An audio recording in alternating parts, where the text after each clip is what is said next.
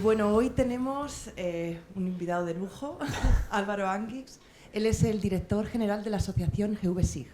Es una asociación que pues congrega a un gran número de profesionales en el área de la geomática y de la información geoespacial, con un modelo de trabajo basado en la cooperación y la solidaridad, tanto en la difusión de datos como de desarrollos, ¿no?, y de información.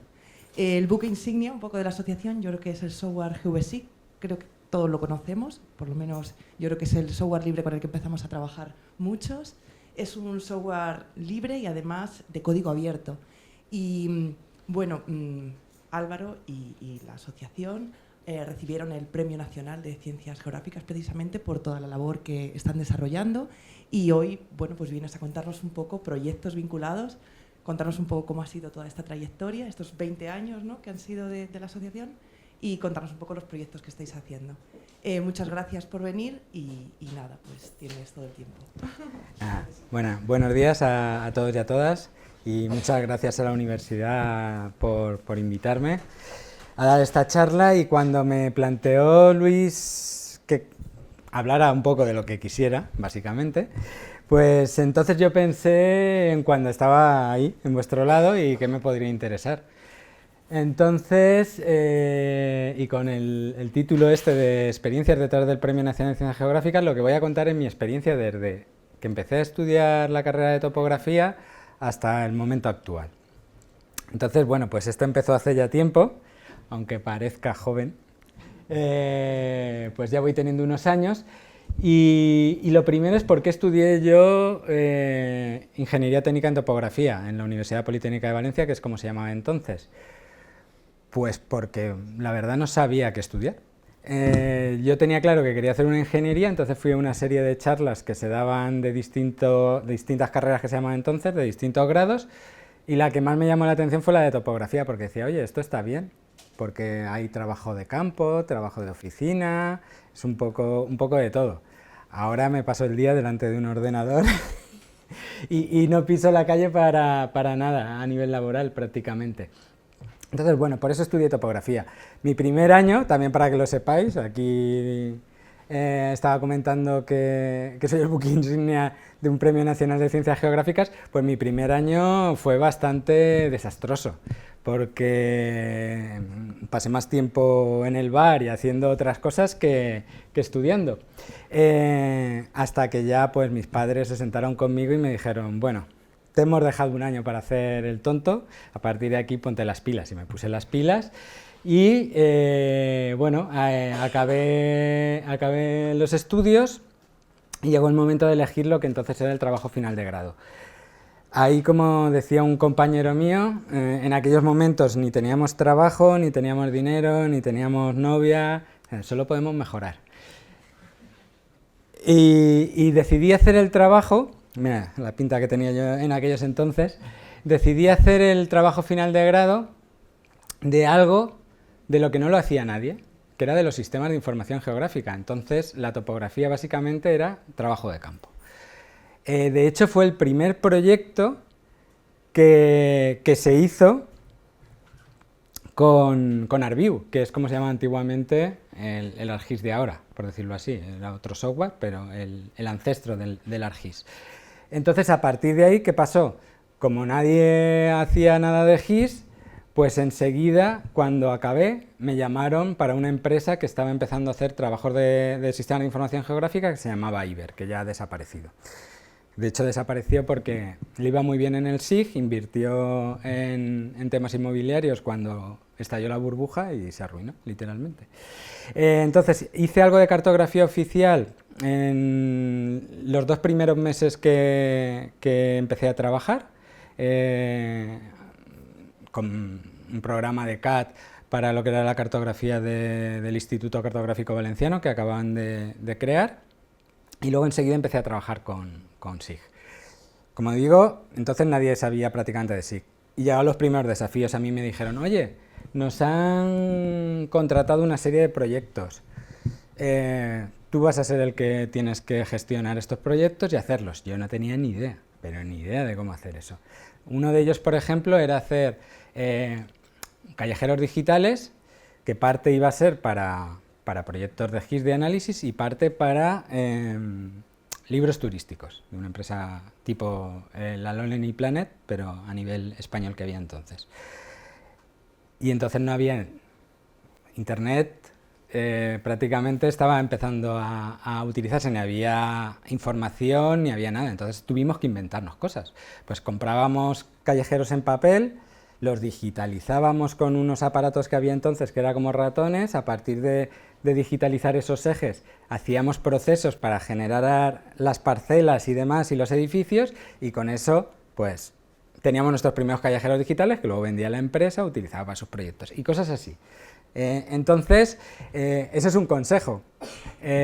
Cuando empecéis a trabajar, no tengáis miedo. No tengáis miedo a que salís de aquí y decir, si no tengo ni idea de en qué voy a trabajar, ni en qué proyectos, y si voy a saber hacerlos. Yo decía, lo máximo que puede pasar es que me despidan, y acabo de empezar, o sea que tampoco pierdo mucho, ¿no? Y lo que haya aprendido por el camino.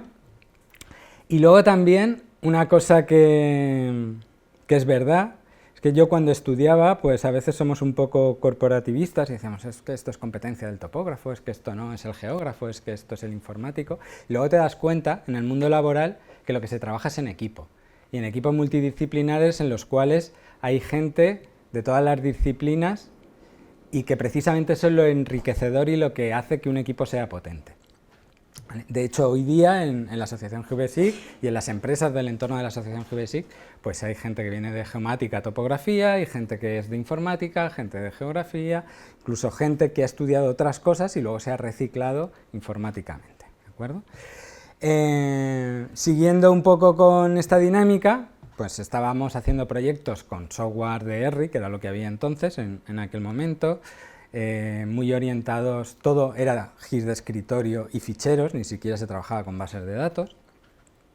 Y entonces llegó un proyecto que se llamaba GVSIG, que entonces no tenía ni nombre, ni licencia, ni de software libre, ni nada.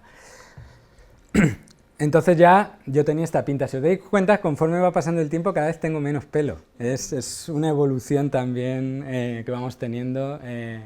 Conjuntamente trabajamos. Eso es de una de las cenas de empresa, que éramos todos muy jóvenes y lo pasamos muy bien. Y una cosa interesante, esto era un GIF, pero al ser PDF, no sé si habéis visto Friends, pero hay un personaje que se llama Chandler, que sus compañeros nunca saben en qué trabaja. ¿Vale? Y de hecho hay un episodio que hacen un concurso y se juegan el piso y pierden las chicas, que era contra los chicos, porque no saben en qué trabaja Chandler. Bueno, pues a mí me pasaba lo mismo en aquellos momentos. Yo compartía piso con un par de compañeros, de amigos, y por mucho que les explicaba que trabajaba en esto de los sistemas de información geográfica, cada vez que acababa de explicárselo decían, pues seguimos sin saber en qué trabajas, ¿vale? Y ya cuando además le añadía la componente de software libre, pues ya era aquello muy difícil de entender. El proyecto GVSIG, ¿dónde nace? Pues tiene su origen en la Generalitat Valenciana, el gobierno autonómico de la Comunidad Valenciana. Y otra forma de verlo es que tiene su origen en el chantaje a una administración pública, porque su origen real es este. La Generalitat Valenciana trabajaban con GIS y habían adquirido una serie de licencias. Hubo pues un cambio de responsable y decidió que durante unos años no había que trabajar con GIS, y luego hubo otro cambio de responsable y volvieron a trabajar con sistemas de información geográfica. Entonces fueron a la casa que los vendía, al distribuidor de R en España, y les comentaron que tenían que pagar los mantenimientos y actualizaciones de todos los años en los que no habían usado SIG hasta el año este. Entonces dijeron, bueno, nos cuesta menos comprar una licencia nueva, pues no queremos actualizar nada, compramos una licencia nueva. Y dijeron, no te lo vendemos, o pagas todo o no te lo vendemos. Entonces dijeron, me estás chantajeando. Y decidieron, pues ese dinero no lo vamos a gastar en desarrollar nuestro propio sistema de información geográfica, y además lo vamos a compartir para quien quiera usarlo. Y ese es el origen real de GVSIG. Y de hecho por eso se llama GV, porque nace en la Generalitat Valenciana. Bueno, en aquellos días que sí que había móviles, pero eran unos ladrillos que servían para llamar y poco más, no había redes sociales y demás, y sin embargo GVSIC empezó a extenderse y a conocerse conforme se iba extendiendo el uso de Internet, porque al final pues era muy importante, si tú tienes que acceder a un software que te puedes descargar, que tengas un mecanismo para llegar a él fácil. En aquellos momentos decir sistema de información geográfica era decir ArcView, prácticamente no había ninguna alternativa. Recuerdo que el primer evento en el que se presentó GVSIC lo organizó el Instituto Geográfico Nacional, aquí en Madrid, en su sede, invitó al responsable de la Generalitat Valenciana, Gabriel Carrión, en aquel momento del proyecto GVSIC, y a los responsables de ERRI y otras empresas que digamos, se quedaban otras partes del mercado, pero más pequeñitas, como era Geomedia y demás. Y realmente fue una mesa redonda de todos contra GVSIC, o sea, ellos que eran los rivales en aquel momento en el mercado, cuando aparece algo nuevo que sienten como una amenaza, se aliaron todos en contra de GVSIC. Bueno, ese debate estuvo muy bien, se grabó y no se pudo colgar porque no autorizaron el resto de ponentes que no era GVSIC, porque no les había gustado el resultado del debate. Así empezó, o sea, lo digo porque esto también es importante, ya no solo a nivel de SIG y geomática, sino cuando alguien intenta cambiar las cosas siempre va en contrarresistencia. Lo siguiente es que la empresa en la que yo trabajaba, esta que se llamaba Iber, era uno de los principales distribuidores de ERRI en España. Y bueno, el 99% de los proyectos se hacían con tecnología de ERRI. Pues en el evento que íbamos todos los años, echaron a mi compañera entonces, la echaron de allí literalmente porque estaban desarrollando un software libre.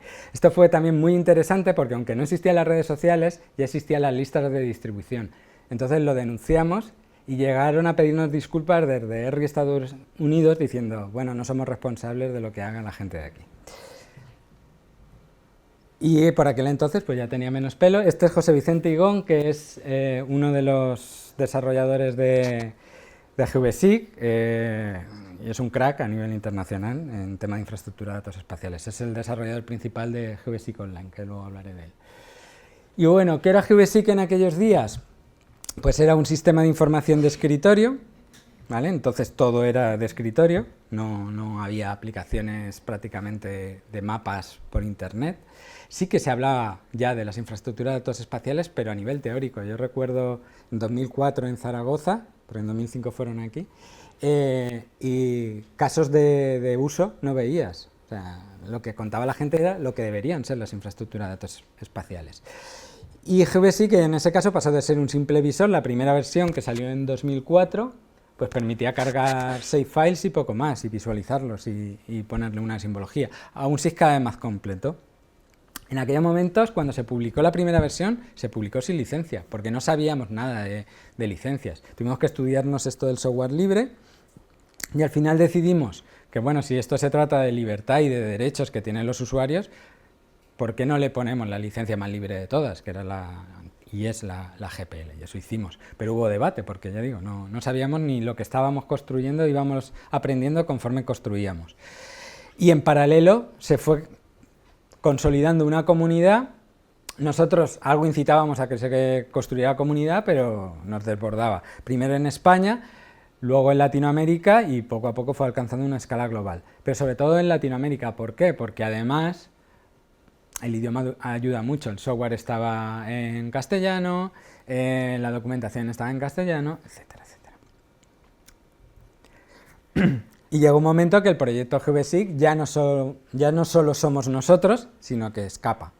Empiezan a montarse jornadas y eventos en distintos países, jornadas argentinas, jornadas brasileñas, jornadas mexicanas, jornadas en Alemania, jornadas en Francia. Nosotros decidimos hacer unas jornadas internacionales en las que viniera la gente a contar lo que hacía, en casa en Valencia, y además unas jornadas itinerantes de Latinoamérica y Caribe, porque era pues el área geográfica donde más uso se estaba haciendo, y que un año fueron en Venezuela, otro año fueron en Argentina, otro en Uruguay, etc. Y lo que había en aquel momento un poco para comunicarse, que eran las listas de usuarios. ¿Vale? ¿Y eso qué hizo? Pues que viajáramos mucho, Una de las cosas que más me ha gustado a mí de este proyecto es que me ha permitido conocer un montón de países y como veis pues empezó a asistir muchísima gente a todo tipo de eventos que hacíamos. O sea, este era el equipo que había en su día junto a la gente de la Generalitat. Mira, esta es mi mujer cuando estaba embarazada, que fue unas jornadas. y bueno, se multiplicó hasta el punto que la Generalitat Valenciana ya no tenía sentido que fuera la que gestionara el proyecto. Era un proyecto que ellos habían lanzado para una necesidad que tenían, pero había que construir algo para que fuera independiente de la Generalitat, porque podría haber cualquier cambio y que dejara de ser sostenible el proyecto, ¿vale? Y eso os lo cuento ahora. Entonces, ¿qué supuso GVSIC en aquellos días? Mira, estos son los lemas de las 4 primeras jornadas. Justo cuando hice la presentación me di cuenta, y esto de las 4 siguientes, hay muchas más, ¿vale? Las últimas sobre todo hablan más de economía, pero si os fijáis en las primeras se habla de construir, de crecer, de consolidar, estábamos empezando. Pero a partir de aquí ya empezamos a hablar de otras cosas. ¿Conocer para qué? ¿Conocer por conocer? Conocer para transformar, conquistar nuevos espacios. Este me gustó mucho y además el cartel era muy chulo. Tecnología, solidaridad y negocios, o sea, es decir, la tecnología como eje central sobre el que pivoten otros valores. La solidaridad, la colaboración, el conocimiento compartido, pero también el negocio. Eso es algo que siempre hemos dicho en el proyecto. Si no conseguimos que lo que montemos, la alternativa a lo que había en aquel entonces, porque hoy día ya el software libre está muy implantado, no es como mínimo igual de productivo, más productivo, no genera negocio, va a ser imposible que se imponga algo así, ¿de acuerdo? Y eso está muy relacionado con ese salir de la Generalitat Valenciana que comentaba antes. Y al final también pues es una cuestión de soberanía y de independencia tecnológica. Y bueno, lo decíamos en aquellos días y lo seguimos diciendo. Además, la realidad se manifiesta en el territorio. Esto, si estáis estudiando este grado o estos estudios, pues es algo que tenéis que tener muy claro. La componente geográfica es un atributo fundamental de la información, entonces la información que tiene esa dimensión geográfica o espacial nos va a ayudar a conocer la realidad y nos va a ayudar a conocerla para gestionarla mejor. Eso hace que se multipliquen cada vez más los usos que tienen los sistemas de información geográfica o la geomática o como queramos llamarlo, ¿vale? De cuando yo empecé, que prácticamente se usaban en medio ambiente y poco más, ahora que han roto pues, todas las barreras de uso tradicionales. Esta frase es de Obama, que decía que la geografía, mucho más que poner nombres en un mapa, se trata de entender la realidad, y para entender esa realidad ayuda la geomática. Y también, esto me lo decían a mí cuando estudiaba, no sé si lo seguís diciendo los profesores, me decían, más del 80% de la información que maneja una administración pública tiene representación espacial, y es verdad. Y yo después de estos años trabajando casi me atrevo a decir que se acerca más al 100 que al 80, porque todo se puede representar espacialmente. El alumbrado, las parcelas, los niveles socioeconómicos de una población, cualquier cosa se puede representar espacialmente. Y entonces, pues bueno, ¿quién nos aporta las herramientas, las tecnologías para eso? La geomática, lo que se llama geomática, informática más geografía, ¿vale? Esta diapositiva no es mía y no sé dónde la saqué, porque por lo tanto no puedo hacer referencia, pero bueno, me gusta mucho porque, aunque no lo veis nada, habla de todo tipo de sectores y cómo lo geo aplica a todos ellos. O sea, desde arqueología, seguridad, emergencias, industria, comercio, agricultura, medio ambiente, urbanismo, tráfico, logística, casi cualquier cosa que os imaginéis tiene componente geográfica. Entonces, si tu organización trabaja con eso, ¿por qué no está usando un sistema de información geográfica? Y por eso cada vez se usan más. Por eso también, antes comentábamos, los que vayáis por la rama de las TIC, hoy día, alguien que sepa de geo y sepa programación, tiene su carrera laboral muy encaminada, muy encaminada. ¿Qué decíamos en aquellos días? Pues tocaba explicar también lo que era el software libre, que eso hoy día yo creo que ya casi no hace falta. pero en aquellos días pues prácticamente no se sabía. Pues es aquel que da las 4 libertades de uso, estudio, mejora y distribución, es decir, tenemos el derecho de usar la tecnología para lo que queramos, como queramos y compartirla con quien queramos.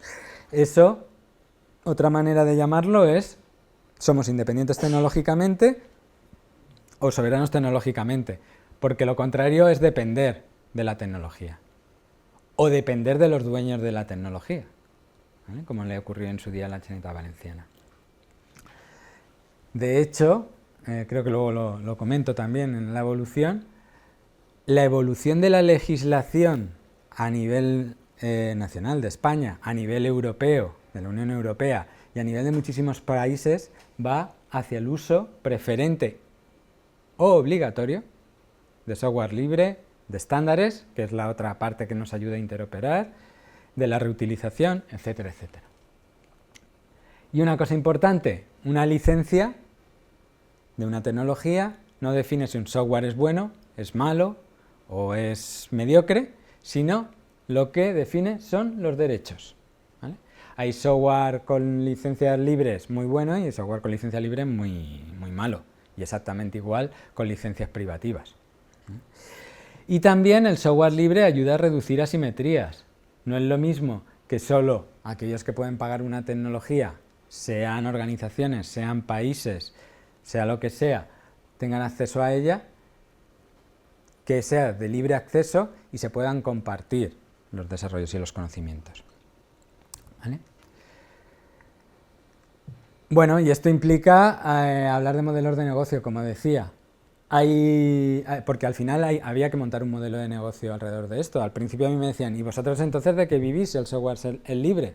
Pues lo mismo que los que trabajan con software privativo. Lo único que no se vende la licencia, pero al final tú haces tus trabajos de consultoría, de desarrollo a medida, de formación, de soporte, exactamente igual. Lo único que el software no tiene costes de mantenimiento ni de licencia y entonces, pues bueno, es más accesible y puedes invertir en más servicios, que es lo que nosotros damos, ¿vale? Pero a nivel estructural hay dos modelos. Yo esto recuerdo hace no mucho, era dos o 3 años que di una charla dentro de una red CITEC, que no era Geoliver en la que estaba Luis, era otra que se llamaba IDEAIS, no sé si estabas también, sí, exacto. Y uno de los responsables de ERRI, de educación, me contestó que había asistido a la charla, y me llevo muy bien con él además.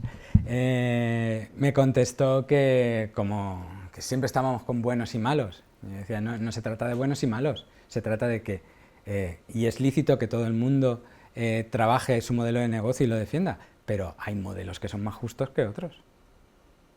No es lo mismo una democracia que una dictadura, por decir un ejemplo muy burdo, ¿vale? Hay modelos y modelos. Hay un modelo que trabaja con conocimiento compartido y hay otro que especula con el conocimiento adquirido. Hay un modelo que trabaja valores como la solidaridad y la colaboración y otro que trabaja con la rivalidad. Oye, son totalmente lícitos. Pero las legislaciones europea, española, etcétera, etcétera, cada vez defienden más el modelo solidario y de conocimiento compartido. Bueno, y hablando de negocio, pues dijimos, por un lado, es una debilidad depender de la Generalitat, y por otro, si esto cada vez se usa más y cada vez hay más entidades que están adoptando esta tecnología, ¿qué es lo que ocurre? Que hay más necesidad de servicios. Entonces hay más empresas ofreciendo servicios. ¿Por qué no montamos algo, una organización que aglutine a esas empresas y entidades que están ofreciendo servicios y que parte de los beneficios de su negocio reviertan en sostener pues, lo que son las tareas horizontales de un proyecto de este tipo, ¿vale? Y ese es el modelo de la asociación. Y además, que esa asociación GVSIC sirva como marca, como punta de lanza, para que pequeñas y medianas empresas puedan competir con grandes multinacionales. Porque no es lo mismo, por ejemplo, presentarnos a proyectos que hemos hecho y ganado en licitaciones internacionales, como luego contaré, como asociación GVSIC, una asociación internacional, bla, bla, bla, que como una pequeña empresa de Loriguilla, que es un pueblo pequeño de Valencia, ¿vale?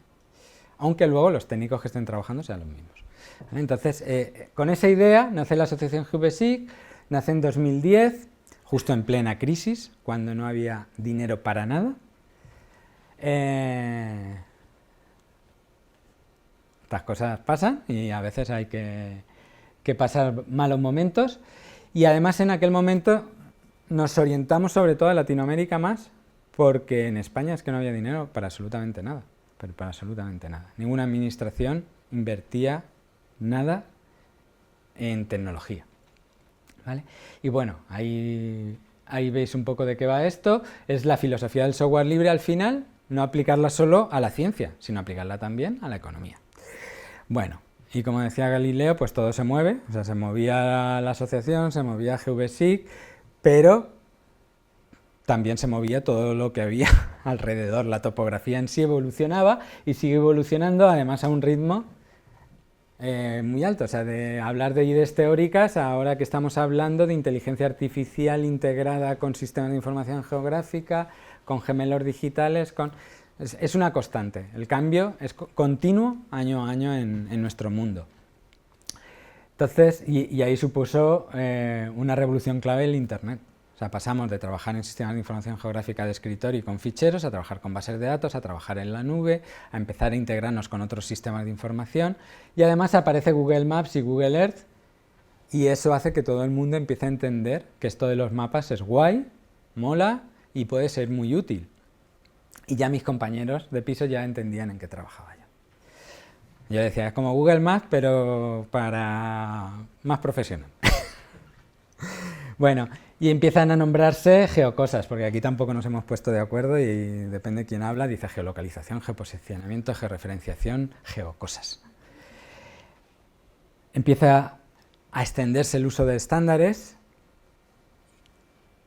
y empieza a hablarse de interoperabilidad de manera que las piezas se puedan intercambiar de software, interoperabilidad de manera que se puedan cruzar fuentes de datos, interoperabilidad en todos los sentidos. Y se empieza a legislar alrededor de lo geo. La directiva INSPIRE, de estas cosas no sé si os han hablado o no, pero seguro que os hablarán. Sí, me dicen por ahí un profesor que sí. Del ISIGE, que es su transposición a la legislación española, y hasta lo último, que es de hace muy poquito, que también viene de la Unión Europea, que son los datos de alto valor. Que los datos de alto valor, bueno, pues se tienen que compartir, etcétera, etcétera, y son datos lo más importante es que pueden generar una administración pública. Entonces se habla de datos de medio ambiente, de datos de estadística, de tal, y datos espaciales. Que es curioso porque sí, los datos espaciales son datos de alto valor, pero los datos de medio ambiente, los datos de estadística, los datos son todo datos espaciales también. Todo esto es importante porque al final obliga a las administraciones públicas a que poco a poco, porque está la ley y luego la van cumpliendo conforme pueden a veces, obliga a tener infraestructura de datos espaciales, a compartir sus datos, etc. Y eso obliga a técnicos y especialistas que sepan de esto, a tenerlos, ¿vale? Entonces, cada vez más, poco a poco, va habiendo gente de nuestros estudios que está ocupando puestos en ayuntamientos, en consejerías, etcétera, etcétera, etcétera. Y va a ir a más. También se legisla alrededor del software libre. A veces se llama software libre y a veces se dice se debe poder reutilizar con libertad de uso, libertad y eso es legislación que hay a nivel nacional, a nivel europeo, etcétera. Luego a veces se sigue y a veces no se sigue, pero ahí está, es ley. También llegaron los smartphones, los teléfonos inteligentes, llegaron las apps y eso también es otra revolución dentro de la geomática. Empieza a haber aplicaciones móviles para hacer cosas. De hecho, hace ya, yo creo que más de 10 años, unos 10 años o así ahora, que en un congreso de Smart Cities en Barcelona, uno muy grande que hay, yo creo el más grande a nivel nacional, hicieron un estudio de todas las aplicaciones móviles que había y se comentó que la componente más utilizada en todas las aplicaciones móviles a nivel mundial era la componente cartográfica. No solo por Google Maps. Muchísimas aplicaciones tienen esa componente, incluso aunque no la veas. Tienen la geolocalización, las redes sociales, etcétera, etcétera. Aquí. Lo más usado dentro de las aplicaciones móviles puede que sea lo geo. Y si no lo más usado es bastante importante. Vale. Pues lo que decía, se han roto las barreras de uso tradicionales de los SIG. Entre que la tecnología es accesible, ¿vale? Porque ya no solo hay un proveedor en el mercado. En que hay cada vez más datos, ¿vale? Porque las infraestructuras de datos espaciales y demás lo que hacen es que empiece a haber datos. Antes los datos estaban en un cajón y se vendían, o eran una fuente de poder. El que tenía los datos dentro de una administración no la compartía con el departamento de al lado. De repente tenemos datos de todo, tenemos software que podemos utilizar, tenemos normativa que dice que hay que publicar las cosas, hay que liberarlas, etc. Y tenemos cada vez más aplicaciones que nos demuestran que esto de usar la geomática es muy útil, ¿vale? El añadir esa componente territorial. Bueno, no me voy a enrollar mucho más con esta parte. El proyecto GBSIG pasa a la asociación, de esa tecnología que era un GIS de escritorio pasamos a una suite, a un catálogo completo, empieza a extenderse los proyectos que hace la asociación, prácticamente el software se utiliza en todo el mundo, hacemos proyectos en más de 30 países, estamos en todos los saraos que digo yo que hay que estar, de comités y organismos, etcétera. Llegan los premios, primero, como digo ahí, los internacionales, luego llegaron los nacionales y luego los locales, ¿vale? Y luego todos mezclados. Pues premios de la NASA, premios de la Comisión Europea, etcétera. Ahí veis fotos para que veáis que esto es verdad, que no lo he puesto, cada vez menos pelo. Y ya los últimos, pues que fueron en el 2020, uno que daba el diario Expansión, que es interesante, o sea, un premio dado por Prensa Económica a un proyecto de software libre. Algo hemos hecho bien con esto de la asociación, ¿vale? Con ir más allá de la ciencia.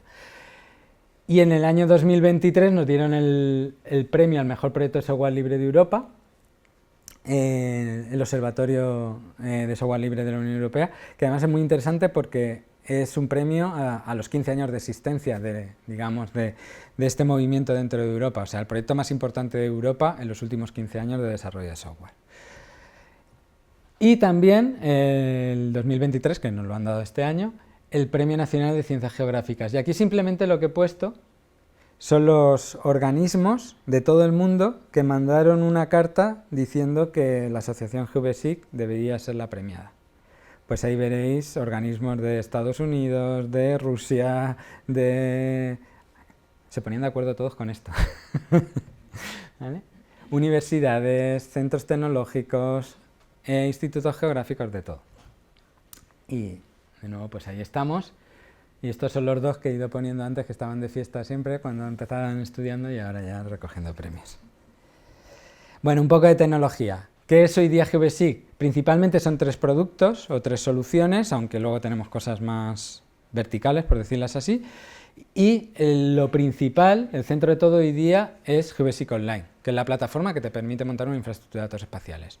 Tiene componentes como servidores de mapas, como GeoServer, OpenLayers como cliente web, bases de datos como PostGIS. Todo eso está paquetizado y con herramientas que hacen que sea muy fácil usarlo. Muy fácil usarlo. Cualquier persona sin estudios de geomática puede usar una infraestructura de datos espaciales. Y eso es lo que hace interesante que se puede implantar en muchos sitios. Luego van a necesitar a los técnicos para implantarlo, para hacer desarrollos, para lo que sea. Pero lo puede usar cualquiera, como un WordPress, ¿vale? Para hacerte un blog, por decir algo así. GBSIG Maps es una aplicación orientada a desarrollar apps y a toma de datos en campo, y el desktop, que es el que teníamos de siempre, que bueno, ahí he puesto algunas de las cosas más novedosas, como que tiene control de versiones, o también ahora está todo integrado. Todo software libre, interoperable, integrable y con soporte profesional, que es importante. Lo de integrable, entre ellos se integran, desktop se integra con online, Maps se integra con online, integrable porque cada vez más, y esto también meteroslo en la cabeza, la parte geo de la tecnología se ha de integrar con otros sistemas de información, ¿vale? Con otras tecnologías. Luego os cuento algo. Desktop, no me voy a enrollar, que si no. Multiplataforma, bueno, un cliente GIS completo a día de hoy. Lo más novedoso de las últimas versiones, que casi ni nos ha dado tiempo a difundirlo porque llevamos un ritmo este año un poco bestia, es que está integrado con GBSIG Online, es decir, si tú tienes GBSIG Online puedes editar cualquier información desde desktop mediante servicios web, sin atacar a base de datos ni historias por el estilo, con lo cual en ciertas organizaciones que la seguridad es importante cada vez más, pues es muy interesante. y tiene un control de versiones, que esto no es fácil y pocos lo tienen. Control de versiones con control de histórico, etcétera, etcétera, muy potente. Se está utilizando pues en muchos sitios, por ejemplo el Ayuntamiento de Alicante, ¿vale? Para la gestión de toda su información geográfica. Bueno, aquí unas capturas desde versiones antiguas a versiones de ahora que tienen pues un diseño más bonito y con un poco algunas de las cosas más últimas que hemos desarrollado, como fichas de búsqueda y cosas así. Geobasic Maps son dos cosas, como un poco ahí bipolar. Por un lado llamamos Geobasic Maps a un framework para el desarrollo de apps con componente geo, que podemos desarrollar de manera muy fácil y muy rápida, pues una aplicación X, por ejemplo, una que desarrollamos para el Gobierno de Canarias para consultar las infraestructuras turísticas, ¿vale? Orientada a eso. Otra que desarrollamos para la Generalitat Valenciana para control de dónde se fondea con navegaciones para proteger a la Posidonia, que está protegida en el Mediterráneo.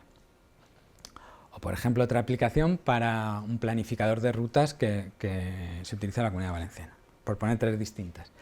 Es decir, es un framework que permite ese tipo de desarrollos. Pero además tenemos una app que la llamamos igual, Geobasic Maps, que es la que se puede descargar de las stores y que sirve solo para aquellos que tienen Geobasic Online, pero lo que hace es que tú cualquier dato que tengas en cualquier geoportal para el que tengas permiso, vas a poder editarlo en campo, tanto en modo online como offline, con además gestión de conflictos en cuanto a edición, algo bastante potente.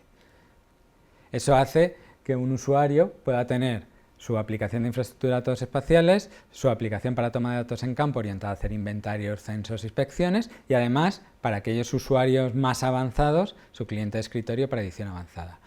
Os comento, a día de hoy, en una organización, vamos a poner un ayuntamiento, ¿vale? Que es una administración local, sea del tamaño que sea, pues vamos a poner uno de 15.000 habitantes, a uno de 100.000 o 150.000, el 99,9% de los usuarios usan Geobasic Online, porque les sobra y cada vez más todo tiende a soluciones web. A lo mejor hay 2, 3 usuarios, uno, que usa el cliente de escritorio para hacer edición avanzada. Y luego está, pues para el trabajo de campo puede haber usos puntuales. Pero la tecnología va cada vez más al uso de plataformas web. Bueno, este es el aspecto de Geobasic Maps, que es muy interesante porque tú desde Geobasic Online te puedes configurar las pestañas y los datos y es un generador automático de aplicaciones móviles para toma de datos en campo.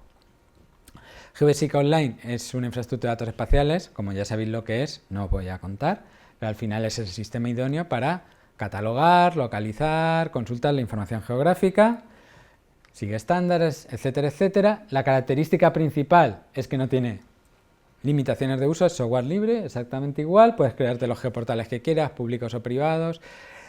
Es muy fácil de utilizar y como se ha extendido mucho, tiene decenas y decenas de herramientas. Ahora mismo yo creo que es quitado el ArcGIS Online, es el producto más potente que hay de infraestructura de datos espaciales, el más potente que hay en software libre. Y luego, aparte está integrado, como ya decía, y luego dentro de esos desarrollos que hay de todo, de herramientas genéricas o más habituales, hay cada vez más plugins o complementos que lo que permiten es integrarlo con otras aplicaciones, desde temas de autenticación, que esto ya es muy técnico, como OpenID, esa es obra, a, por ejemplo, con gestores de expedientes, que se utilizan mucho en muchas administraciones locales, algunos de los más usados son Segex o Gestiona, a, por ejemplo, plataformas de sensores. Ahora imaginaros, volvemos a ese ayuntamiento de tamaño medio, todos los procedimientos administrativos los gestiona con un gestor de expedientes. Los procedimientos administrativos que pueden ser una licencia de obras, un vado, lo que sea. Todos esos expedientes van asociados a una ubicación, a una referencia catastral, a una dirección, etcétera. Si tú lo tienes integrado, de repente tienes un mapa con todos los expedientes, a qué parcelas se ven afectadas, por tipología, por estado. Puedes consultar si en una misma parcela han pedido más de una licencia. Multiplican la capacidad de gestión de un ayuntamiento integrando estas dos aplicaciones. Y de hecho en los ayuntamientos que hemos implantado la IDE integrada con el gestor de expedientes, o sea, ya no sabrían vivir sin eso. O sentilo, cada vez hay más sensores. Sensores de tráfico, sensores de flujo de personas, sensores de parking disuasorios. Toda esa información de contaminación lumínica, atmosférica. No voy a hablar de sensores de temas de inundaciones, pero bueno. Tenemos sensores de todo. Si esa información la tenemos en un mapa, podemos optimizar muchísimo más la gestión. Una aplicación turística, por ejemplo, un geoportal turístico, ya no hacia el público, sino hacia nivel interno, para analizar qué está pasando en tu municipio con los sensores que tengas de flujos de personas integrados con el mapa. O sensores de contaminación para ver dónde y de tráfico para ver qué medidas tienes que adoptar en tu municipio para reducir la contaminación, etc. Bueno, al final lo que se crean son esto. Y aquí, esto está mal. Siempre que presento algo a la jornada de infraestructura de datos espaciales, nos dicen, no son visores, son visualizadores, según la RAE. Vale. Pues visualizadores de mapas o geoportales. Es esto, ¿vale? Esta es la interfaz antigua de GeoBasic Online, que ahora es más moderna, pero bueno, aquí tenía todas las herramientas hechas y puestas y decidí usarla. Al final son aplicaciones que tú te conectas y puedes consultar capas de información y a partir de ahí pues puedes consultar todo tipo de datos, podrías hacer filtros, podrías hacer impresiones automatizadas, si tienes permisos puedes editar. Nosotros ya en las últimas versiones de GeoBasic Online tenemos herramientas avanzadas de edición que cada vez se parecen más a las de un GIS de escritorio, con lo cual va a llegar un momento que yo creo que ya vamos a necesitar para poco los GIS de escritorio, ¿vale? Y lo interesante es que puedes crear un geoportal de estos en menos de un minuto. Seleccionas la extensión que quieres del geoportal, geográfica, qué capas quieres, permisos, herramientas, ¡pam! En menos de un minuto puedes tener un geoportal. Bueno, aquí capturas de herramientas que tienen, por ejemplo el 4D, que si tienes un catastro que tiene datos temporales puedes ver cómo estaba la información en una determinada fecha, puedes asociar contenido multimedia, puedes hacer algunos análisis como áreas de influencia, etc. Y luego, pues herramientas que no se ven, pero que tú puedes gestionar cómo quieres que se vean los datos, qué datos quieres que se puedan consultar, cuáles no, alias, por idiomas, si quieres que sean descargables, si quieres que se cachen las capas, todo a base de checks, ¿vale? Simbología, pues puedes aplicar distintos tipos de leyendas, como en un GIS de escritorio, en fin, ¿eh? Tener bibliotecas de símbolos y, como digo, crear proyectos. Y ahora ya os voy a contar algunos proyectos en los que hemos trabajado y me voy a dedicar solo a los últimos años, a los últimos 4 o 5 años, ¿vale? Porque si no...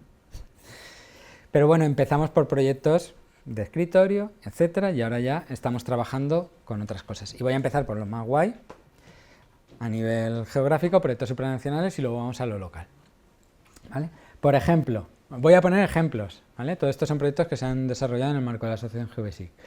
De este no puedo poner capturas de mapas, por eso está así borrado, aunque ahora MINUSMA es la división de Naciones Unidas de los cascos azules que estaba en Mali. Entonces este fue un proyecto en el cual ellos hacen rutas, los convoys, y se querían identificar dónde era más posible y menos posible que hubiera ataques terroristas, minas antipersona, etc. Entonces, pues bueno, era una aplicación con su lógica compleja y que se usaba mucho y no podíamos poner imágenes por contrato por temas de seguridad, aunque ahora MINUSMA ya ha salido de Mali, pero bueno. ¿Qué se usaba aquí? GeoBasic Online para servir datos, GeoBasic Maps para llevarse los datos en modo offline, porque eso que veis ahí es una carretera, que tú ves la foto más amplia y tú no ves la carretera, ves como desierto por todos los lados, ¿vale? Y bueno, esta información se actualizaba todos los días y demás. Este fue otro proyecto bastante interesante, este también lo hicimos para otra división de Naciones Unidas que se llama UNHABITAT, que es un atlas de expansión urbana, que es el primero que se hizo y se ha hecho, analizando la expansión de las principales metrópolis en los últimos 50 años y se analizaban todo tipo de valores. Si lo buscáis online puedes consultar, Madrid está entre las ciudades, pues cómo se ha ido expandiendo y demás, y además puedes hacer comparativas.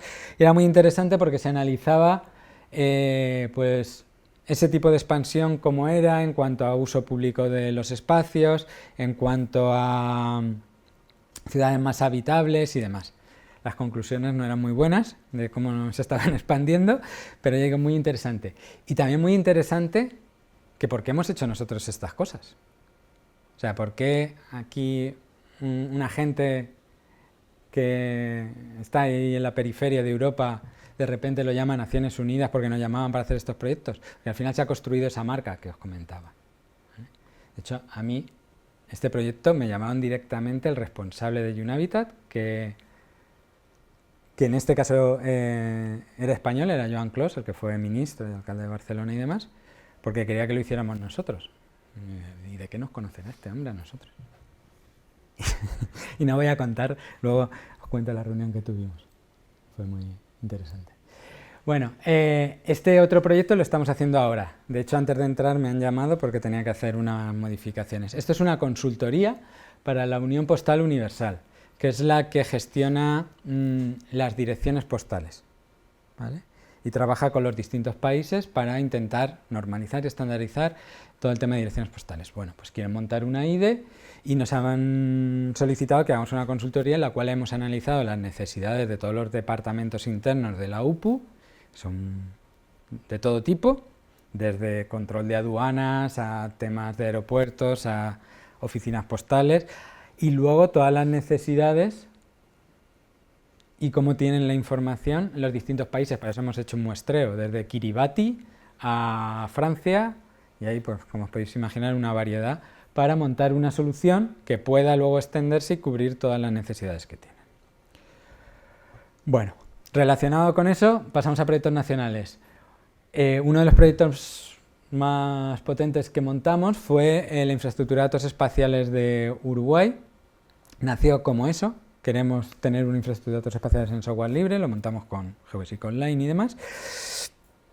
Y a partir de ahí empezó a extenderse a todos los ministerios, como se puede usar libremente, y actualmente Catastro utiliza la misma plataforma, pero a nivel interno. O sea, tú tienes el geoportal público de lo que sería la IDE, pero luego tiene muchos geoportales, algunos públicos y otros privados, de distintos ministerios, ¿vale? Por ejemplo, para el COVID se utilizó para tener geolocalizados los casos de COVID, el Ministerio de Sanidad. Esto es la aplicación de Catastro, esto es del Instituto Nacional de Estadística y esa de ahí de especies invasoras, o sea, muchos usos. Y además se ha montado un sistema que permite tener un sistema único de direcciones en Uruguay, que es una problemática, como saben en la UPU, que existe en todos los países. De hecho, en España no está del todo resuelta, porque quien actualiza la información son los ayuntamientos. Sin embargo, quien es el responsable de la capa de callejero a nivel nacional, en este caso es el Instituto Geográfico Nacional, ¿vale? Entonces, bueno, pues hay herramientas que conectan un poco todo, un proyecto bastante interesante. Este es uno de los que estamos haciendo ahora y que tenemos que acabar en diciembre, antes de final de año. Aunque coleará alguna cosita para el año que viene. Y lo mismo, estos son proyectos que son licitaciones internacionales en las cuales hemos competido con entidades muy grandes. En este, por ejemplo, una de las entidades que se presentó fue el Instituto Geográfico Francés, ¿vale? Aparte de multinacionales, y se lo adjudicaron a la asociación GeoBasic. Es la plataforma para gestión del catastro en la República Dominicana, con todo lo que implica a nivel de valoraciones catastrales, de todo, de formación catastral, etcétera, etcétera. ¿Vale? Para que os hagáis una idea, esto va a servir para que regularicen el cobro de catastro, con lo que eso puede suponer para un país en los bienes inmuebles. Otros proyectos más pequeños, este por ejemplo aquí a nivel nacional para el IPCE, el Instituto de Patrimonio Cultural de España. ¿Qué decía? ¿Esto qué tiene que ver con patrimonio? Pues temas de teledetección para estudiar índices de deterioro, climatología, etcétera, para tomar medidas para la conservación de patrimonio histórico de exteriores, claro. Esto, por ejemplo, es la infraestructura de datos espaciales del estado de Tocantins en Brasil, que es uno de los estados más grandes que tiene Brasil, por lo tanto es más grande que muchos países, que muchísimos países. Y como curiosidad, ese estado lo crearon hace unos 20 años, porque el que había anteriormente era tan grande que era ingobernable, entonces dijeron, pues bueno, vamos a crear dos. Y bueno, toda la información que gestionan lo hacen con este tipo de tecnologías y bueno, además pues esto de los dashboards o cuadros de mando cada vez también se lleva más, ¿vale? Y tiene implementado este tipo de cosas. Proyectos regionales, ya hemos pasado a proyectos regionales, ya hemos saltado a un nivel inferior. En la Generalitat Valenciana tenemos muchísimos. Estos, por ejemplo, están relacionados con la agricultura, el registro vitivinícola, las subvenciones agrícolas de la PAC, etcétera, se gestionan con las mismas aplicaciones, el Geobasic Online, pero como veis ya muy personalizado, con muchas herramientas que cuando un agricultor, cuando es la campaña de pedir las subvenciones, las solicita, pues comprueba que no se solapan parcelas, que los metros que está pidiendo son exactamente los que tiene, etcétera, etcétera, etcétera. Esta es la que os comentaba de la Posidonia. Ahora, por ejemplo, estamos haciendo una aplicación para gestionar los expedientes del catastro minero, de lo que es el derecho minero, en fin. Y aquí tenéis otras distintas. Esta es muy interesante, esta también la hemos hecho hace poquito, que es para ayudar al reparto de diligencias judiciales. Todos los días hay un montón de funcionarios que salen a repartir citaciones judiciales, todos los días, por toda la Comunidad Valenciana. Pues bueno, se ha hecho una optimización para que en función de la agenda que tenga cada uno, haga las rutas más cortas para ese reparto. Ya. A priori puede parecer sencillo, pero tiene su complejidad, porque hay funcionarios que van con su coche, entonces la ruta tiene que ser circular porque tiene que acabar en el mismo sitio donde tiene el coche. Otros que van en transporte público y entonces puede ser alargada. En fin, hay todo tipo de citaciones judiciales, unas que obligatoriamente te tienen que firmar, otras que no. Tiene complejidad, pero ha quedado un proyecto muy interesante, muy bonito. O un planificador de rutas multimodal que hay, orientado a promocionar pues todo lo que es el transporte sostenible, que incluye taxi, por ejemplo, que incluye pues todos los medios de transporte, bicicleta, está integrado con las aplicaciones de las bicicletas de bike sharing, lo digo, integraciones cada vez más, ¿vale? Este, por ejemplo, es para el Consorcio Provincial de Bomberos de Valencia, que son los bomberos que se ocupan de todas las emergencias de la provincia de Valencia, menos la ciudad de Valencia, ¿vale? Y la plataforma que tienen para gestionar las emergencias de manera preventiva, activa y luego analítica es Geobasic Online. ¿Vale? Tienen desarrollos a medida también interesantes, por ejemplo, está integrado con el sistema de comunicaciones, de manera que cualquier vehículo o cualquier bombero que va con un dispositivo de comunicaciones está ubicado en el mapa en tiempo real. Y para que veáis la importancia que tienen este tipo de cosas,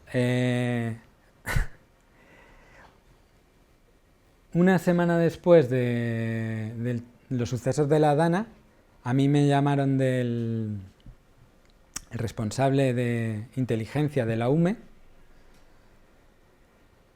a mí, pero bueno, eso es lo de menos, para ver si podía facilitarles los contactos para tener la cartografía que necesitaban ante una emergencia. Hidrantes, ¿dónde están los hidrantes? ¿Dónde están las redes de saneamiento? ¿Dónde están las alcantarillas? Ante una situación como la que hemos vivido en la Comunidad Valenciana, toda esa información es vital. Entonces, bueno, pues lo puse en contacto con los responsables de la ID de Bomberos y también con la gente de la Diputación de Valencia, porque hay un proyecto que se llama EIEL, a nivel nacional, que es la encuesta de infraestructuras de entidades locales, que obliga a que las administraciones locales, pues todas sus infraestructuras estén geolocalizadas y sean accesibles, ¿vale? Entonces, esa información es muy útil. De hecho, este proyecto nació porque en su día fueron con un camión de bomberos a un incendio, lo aparcaron al lado de un contenedor de gas porque no sabían que allí había un contenedor de gas, aquello explotó y no pasó nada. pero dije, no, oye, igual interesa tener toda la información relacionada con emergencias localizada y poder llevarla en los camiones y poder llevarla donde toque, ¿vale? Esto, por ejemplo, pasamos ya a proyectos municipales, es en Uruguay, en Durazno, que gestionan pues toda la información municipal con esta tecnología. O esto, por ejemplo, es en la zona quizá menos conocida de Mallorca, que es el interior, la Mancomunidad del Pla de Mallorca, que les hicimos un geoportal turístico que ha sido el primero en España, que además tiene el inventario turístico siguiendo la norma UNE 178.503, que es la estándar, ¿vale? Y al final, pues bueno, como veis, utilidades para todo. Proyectos municipales, muchísimos, desde ayuntamientos grandes como Albacete, Cartagena, Talavera de la Reina, que gestionan urbanismo, medio ambiente, de todo. Por ejemplo, este que veis aquí, por poneros un ejemplo, es uno de los geoportales que tienen, que es el cementerio de Albacete. Tú cuando te conectas, sobre todo si te conectas desde móvil, te sale directamente, y si no, pues en la web pulsas a la herramienta, puedes buscar un difunto y te calcula la ruta. Cuando vas allí al cementerio, en la puerta tienen un código QR, tú lo lees, automáticamente te sale el buscador, lo buscas y te marca la ruta. Pues en Todos los Santos tiene miles de visitas ese geoportal. Por ejemplo, este año en feria hicieron un geoportal en el cual a nivel externo pues había cierta información que interesa a los visitantes de la feria de Albacete, que es la fiesta más grande de Albacete, pasa de pues, unos 140.000 habitantes a unos 3 millones, ¿vale? Para que os hagáis una idea. Pero a nivel interno, es un ejemplo muy tonto, una festividad, pero todos los departamentos municipales que deben coordinarse, bomberos, policía, emergencias, limpieza, hay corte de calles, hay actividades culturales, hay verbenas, hay de todo. Pues todos los departamentos han utilizado como herramienta de coordinación el geoportal de la feria. Vale. Y ayuntamientos pequeños, porque además esto del software libre y demás hace que no solo los grandes ayuntamientos, como podría ser Madrid, pues en el caso de Madrid además se gasta mucho dinero en licencias, pero bueno, cada uno, hace que los ayuntamientos pequeños y medianos pues puedan tener sus infraestructuras de datos espaciales y gestionar su información. Y ahí pongo unos cuantos, ¿vale? Sobre todo, pues aquí he querido poner de la Comunidad Valenciana. Sátiva, Cullera, Onda, La Eliana, Benicarló, Alcira, son ayuntamientos de 15.000, 20.000, 30.000, 40.000, 8.000 habitantes que tienen decenas de geoportales públicos más todos los que tienen internos. Y luego algunos pues tienen aplicaciones a medida para gestionar áreas industriales, esto es una integración con el gestor de expedientes, etc. Por ejemplo, cuando el COVID empezó a usarse mucho todo este tipo de tecnologías y ha seguido, o sea, no ha bajado, ya se acostumbró a los ciudadanos. Para consultar la normativa urbanística que haya asociado a una parcela no tienes que ir al ayuntamiento para sacar un plano de una célula urbanística, lo haces mediante la web. O, por ejemplo, cuando el COVID en Cullera hicieron un geoportal de manera que en tiempo real se sabía el aforo de las playas. Entonces, pues tú podías saber si ibas a tener sitio para entrar en una playa porque tenía aforo limitado o no tenías sitio, ¿vale? Este tipo de cosas. ¿Vale? Y luego ya por poneros otro, pues por ejemplo, empresas privadas. Aquí dos energéticas, Atlas Energy más pequeñita y Repsol la conoceréis todo. La plataforma que utilizan para gestionar todos los proyectos de energías renovables es Geovisic Online. En el caso de Repsol, por ejemplo, hicieron un análisis bastante intenso de todas las soluciones que había en el mercado. Lo mismo que la Feria de Albacete. Montar un parque eólico, hay departamentos como compra de parcelas implicados, departamentos medioambientales, departamentos, ¿vale? Que deben coordinarse y deben coordinarse alrededor del territorio. Bueno, en la red CITE Geolibero lo utilizamos, que es una red en la que estuvo vuestro profesor Luis, a nivel iberoamericano. En el CSIC, por ejemplo, tenemos varios proyectos implantados. Este del coche es uno de ellos, que hacen análisis de cosas, pues no sé, de medio ambiente y demás. Y tuvimos que hacer unas modificaciones en GeoServer porque llegaban a volumen de querer ver un matorral con mucha precisión. Esto es, por ejemplo, de un proyecto de injusticias medioambientales de un en Buenos Aires, de un proceso que hubo de contaminación química, en fin, un poco de todo. Ormusa, esta también es bastante interesante. Este es un proyecto muy pequeñito, creo que es este de aquí, que es para representar geográficamente todos los temas de violencia machista, violencia de género, violencia LGTBI. ¿Vale? Entonces, pues bueno, también para temas sociales las IDES pueden ser muy interesantes. Luego, además de eso, ya voy a acabar, ¿vale?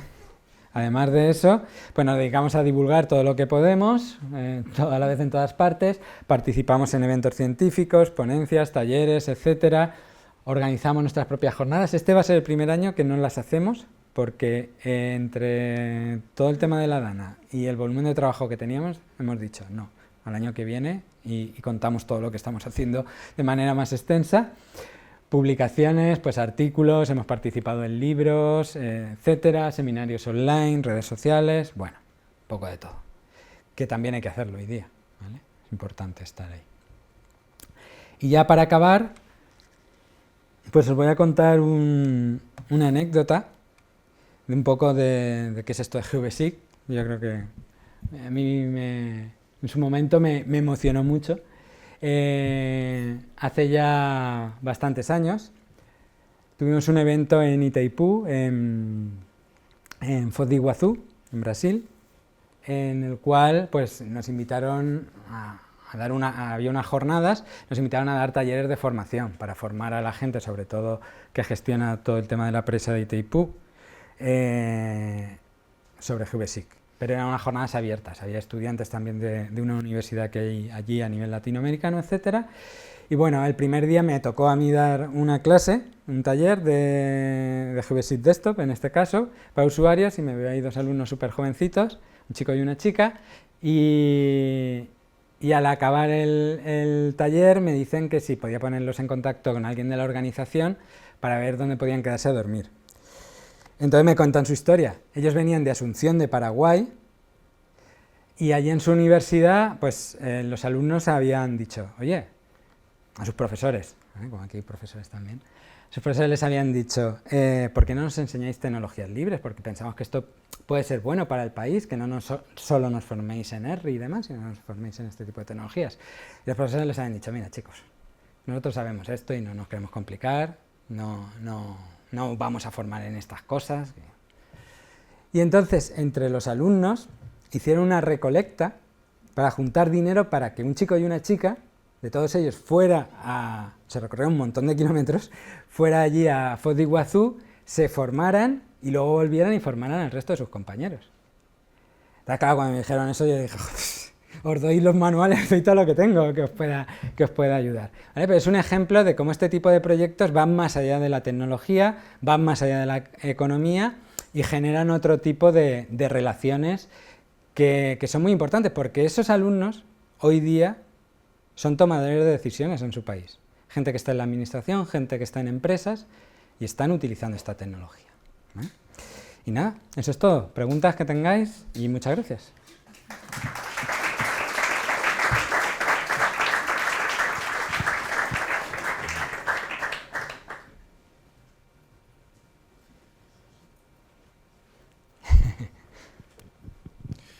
Gracias Álvaro, gracias por venir, por hacer un espacio en tu apretada agenda.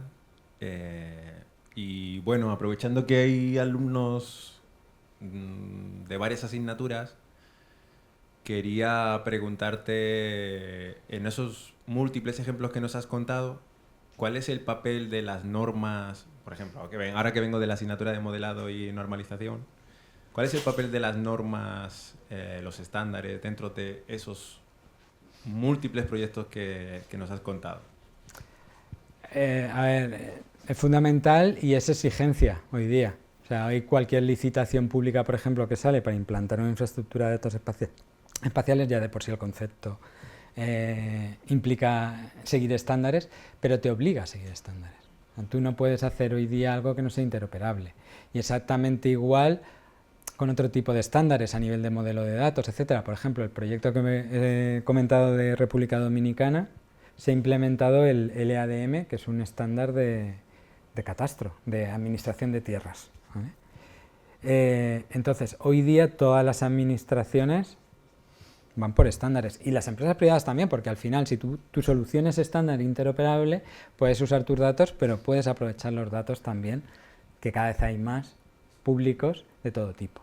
¿Vale? Entonces, no es que sea mejor o sea más valorado, es que es exigencia los estándares y las normas.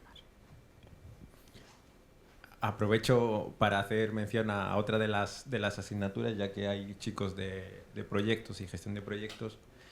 Cuéntanos el tema de riesgos en proyectos, por ejemplo, porque es una de las últimas cosas que han visto en la asignatura. Y si vosotros, que sois un claro ejemplo de empresa basada en tecnología, ¿no? ¿Habéis hecho desde ese inicio a la actualidad algún análisis de cambio de modelo de negocio, de revisión conforme a las diferentes iniciativas de software libre en el contexto geoespacial? Cuéntanos algo sobre eso. Wow, qué pregunta más amplia. Cuando te refieres a riesgos de proyecto, no a riesgos sismológicos. Sí, a riesgos en el desarrollo y la ejecución de un proyecto. Sí, sí. A ver, bueno, los riesgos de desarrollo de un proyecto son los típicos: trabajes con software libre o no software libre, trabajes con geomática o trabajes con otro tipo de tecnologías, ¿vale? Al final, el riesgo principal está cuando tienes que inventar algo nuevo. Es decir, nosotros cuando nos piden implantar un Geobasic online, riesgo hay poco, son las contadas, sabemos lo que hay que hacer. Es algo matemático y que ya estás acostumbrado a hacer. O cuando, por ejemplo, por poner otra área, tienes que hacer un trabajo de digitalización cartográfica, pues al final ya sabes lo que es. Pero cuando te dicen, hay que hacer una aplicación para la República Dominicana, para gestionar el catastro allá siguiendo el LADM tal, y los datos que tienen, eso no casa de ninguna manera con el modelo de datos, y hay muchas cosas que te tienes que inventar para poder desarrollar ese proyecto. Ahí es cuando se te pueden ir los tiempos. Ahí se te pueden ir los tiempos. Luego, aparte está que entre los riesgos del proyecto, pues siempre va a estar el que de partida tengas toda la información, etcétera, que ya esté analizado y demás. Lo que es verdad es que en la realidad lo idóneo es que en los proyectos se hiciera un análisis primero, ahí se acotara el alcance de un proyecto y se supiera exactamente las tareas que hay que hacer, y luego, digamos, hubiera otro proyecto que fuera a hacerlo. Pero la realidad no es esa. Muchas veces te dicen, queremos hacer esto sin tener delimitado el alcance. Y puede ser mucho o poco, depende cómo interpretes el queremos hacer esto. Y ahí suelen venir los problemas, ¿vale? Luego, aparte, están riesgos pues habituales de que, yo qué sé, de que se te va un desarrollador que es el que sabe más de esto, cosas así, pero bueno. El principal problema es tener el alcance delimitado, y luego el que sean cosas muy nuevas que siempre entrañan un riesgo. Dices, yo creo que esto lo sé hacer, yo creo que podemos hacerlo así, pero hasta que no empiezas a hacerlo no sabes si vas bien encaminado o no vas bien encaminado. ¿Y qué más me preguntas? ¿Modelo de negocio? Modelo de negocio. Vale. A ver, el modelo de negocio sí que sigue siendo el mismo, sigue siendo el mismo, pero sí que es verdad que de los inicios a ahora podríamos decirnos que éramos más utópicos y ahora estamos más apegados a la realidad. En el sentido de que cuando empezamos con el tema de la asociación, pensamos, aquí todas las empresas que están trabajando con software libre van a querer colaborar, van a querer compartir, y no es así. O sea, al final todos nos educamos en un modelo competitivo. Incluso trabajando con tecnologías libres existe esa competencia, ¿vale? Entonces, al final te das cuenta que las empresas que mejor funcionan en un modelo colaborativo son las que nacen junto al modelo colaborativo. Y las que ya venían arrastrando un modelo competitivo difícilmente se adaptan. Entonces, las principales empresas ahora y las más fuertes y las que estamos impulsando, porque al final lo que hemos hecho es sobre todo impulsar algunas de estas empresas y centrarnos en ellas, son las que han nacido alrededor del proyecto Geobasic. pero el modelo de negocio es muy parecido. Cambia, pues eso, las peticiones que te hacen. Antes no te pedían infraestructura de datos espaciales, te pedían desarrollos de cliente escritorio, ahora te piden eso, te piden integraciones con otros sistemas informáticos, como decía, como gestores de expedientes, como el otro día, por ejemplo, con un software de patrimonio, de gestión de patrimonio, con lo que sea, ¿vale? O sea, sí que la tecnología cambia constantemente, pero a nivel de proyecto y de modelo de negocio es similar, en ese sentido. La última, bueno, aquí hay chicos, veo, de programación y de otras asignaturas, y has dicho que la tecnología y los desarrollos en JVC cambian constantemente. Pensando en, a lo mejor para los de primero no, pero los que están un poquito más avanzados en posiblemente poder hacer unas prácticas profesionales con vosotros, ¿estáis haciendo, qué cosas más novedosas estáis haciendo y las que los chicos se puedan interesar en, no sé? Cosas más novedosas. Al final, lo que haces te lo marca la economía. Es decir, ¿qué es lo que haces? Lo que te contratan para que hagas, ¿vale? Entonces, proyectos novedosos, pues estamos haciendo muchos. Todo el tema, por ejemplo, el de catastro minero es un proyecto nuevo que estamos iniciando. Estamos con proyectos que van a ir orientados a meter componente 3D también, a lo mejor meter BIM, cosas así, ¿vale? Entonces, pero al final, todo alrededor de infraestructura de datos espaciales. La puedes escalar más o menos, pero todo relacionado con ese tipo de tecnologías. Aquí no sé qué lenguaje de programación estáis. Primero tiene Java. Java, muy bien. Bueno, pues si saben Java es de los más complicados, o sea que si saben Java, luego os podéis adaptar a cualquiera perfectamente, ¿vale? Nosotros programamos cosas en Java, cosas en Python, Python se utiliza mucho, y ahora en las componentes de interfaz de usuario con React, ¿vale? Que es tecnología Google. Pero bueno, eso es lo de menos. O sea, lo importante es que sepáis programar. Alguien que sepa programar con los conocimientos geoadquiridos en tema TIC va a tener muchísimas oportunidades laborales. A nosotros nos cuesta encontrar gente. Ahí lo dejas.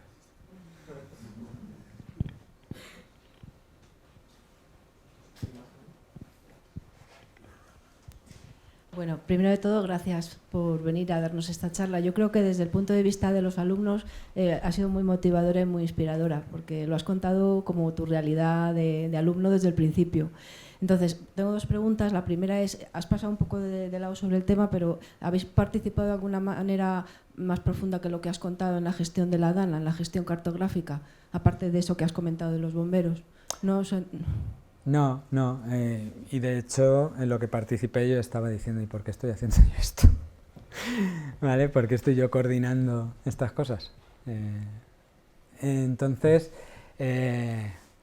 porque yo no soy nadie a nivel gobierno, ¿vale? Ya, pero me refiero que una plataforma que ha surgido de la Generalitat Valenciana... Te voy a decir que, no que a raíz de la DANA varios ayuntamientos nos han pedido aplicaciones relacionadas con gestión de emergencias, de avisos, alertas y cosas así.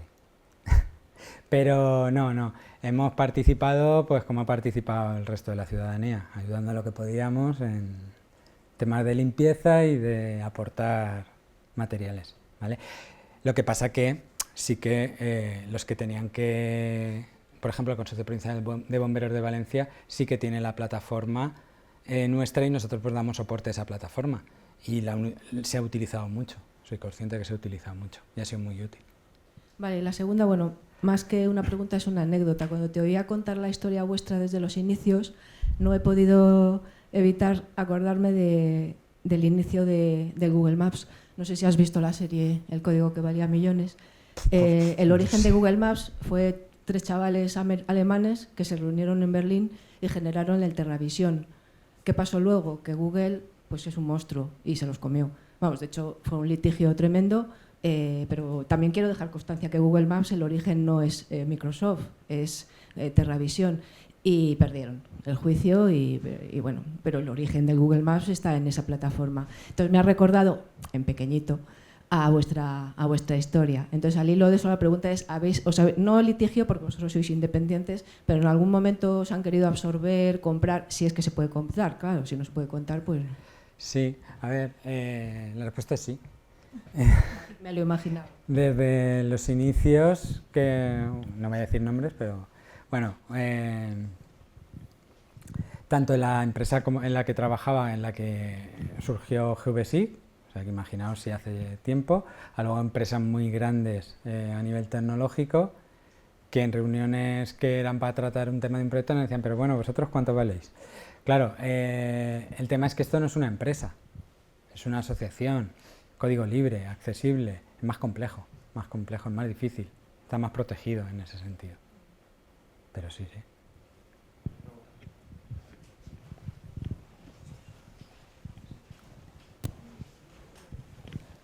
Buenos días. Yo quería... me he quedado con muchos datos que acabas de mencionar de GVSIG y pensaba que en algún momento ibas a hablar de la cantidad de usuarios que hay, o al menos en este periodo de tiempo. ¿Has visto a lo largo de estos últimos años, al menos la empresa, un crecimiento exponencial últimamente? ¿Cuántos usuarios hay ahora? Y ese tipo de cuestiones. Sí, sí. Gracias por la pregunta. Al principio sí que seguíamos las descargas que había y demás, pero ya hace años que ni lo miramos del desktop o del código fuente, porque es que se escapa de escala.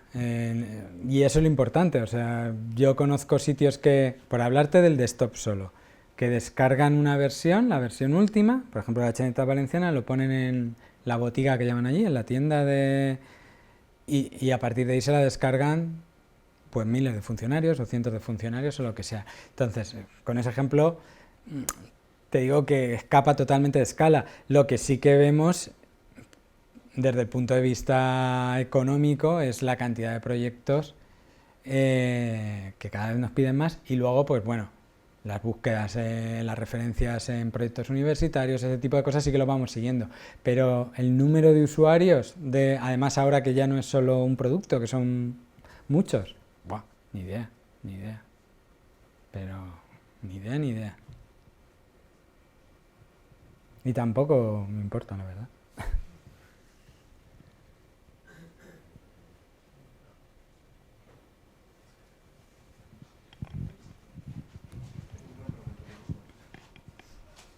Ahí decís que no iban a preguntar, mira, esta no iba más. Quería terminar. ¿Al final dais o no dais prácticas? Si damos prácticas, Vale. Sí. A ver, te cuento. Mira, de hecho, 2, 3... Las últimas 4 incorporaciones que hemos tenido en el equipo han llegado por prácticas, porque nos hemos dado cuenta que nos funciona mejor tener a alguien en prácticas 6 meses o algo así, que es como suele... para ver si... Primero para enseñarle, y segundo, porque las prácticas al final tienen que tener ese objetivo, y segundo para ver si esa persona a la que hemos enseñado es válida o no válida, y a partir de ahí pues ya entraría a trabajar con un contrato laboral, y en ese sentido ya lo tienes formado en tu tecnología y sabes que es una persona pues que te puede funcionar. El tema de coger gente en prácticas o no depende a veces del volumen de trabajo que llevamos. Cuanto más volumen de trabajo llevamos, peor para coger a alguien en prácticas. ¿Por qué? Porque tenemos que formarlo y tenemos que siempre dedicamos una persona a estar con ese alumno o alumna, pero para el próximo cuatrimestre queremos coger 2 o 3 personas en prácticas más, por si a alguien le interesa.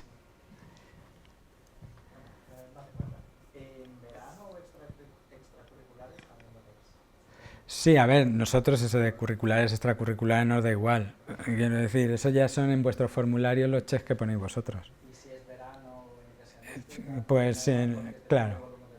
Claro, no, y porque al final aunque seamos una asociación, en una empresa, porque también las prácticas pueden ser con alguna de las empresas de la asociación,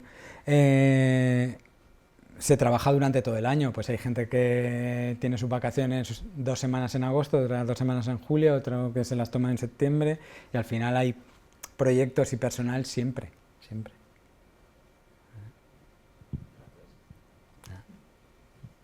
Bueno, muchas gracias por la presentación. Me ha encantado ver un poco toda la trayectoria que se hablaba de cómo empezasteis, de la lucha de David contra Goliat. Ver un poco pues todo ese proceso, cómo empezasteis, cómo fuisteis evolucionando y los pasos, yo creo, claves que habéis ido dando, ¿no? Entre ellos el montar la asociación y cambiar un poco pues, la línea de trabajo. ¿Cuál es el siguiente paso? Así grande, importante. Me imagino que ya estaréis con miras de un siguiente paso. Si yo pudiera, el siguiente paso es jubilarme. Porque me encanta mi trabajo, pero agotador a veces. Pues nada, seguir creciendo. Yo creo que seguir consolidando, seguir creciendo a todos los niveles, tecnológico, empresarial. Como digo, estamos en un mundo que es muy interesante y eso puede tener distintos significados porque está en constante cambio. Está en constante cambio. O sea, hace 3 años no se hablaba de conceptos como los que se habla ahora. Entonces la evolución tecnológica es muy rápida.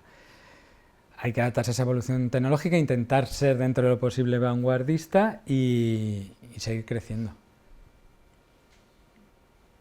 Seguir paso a paso.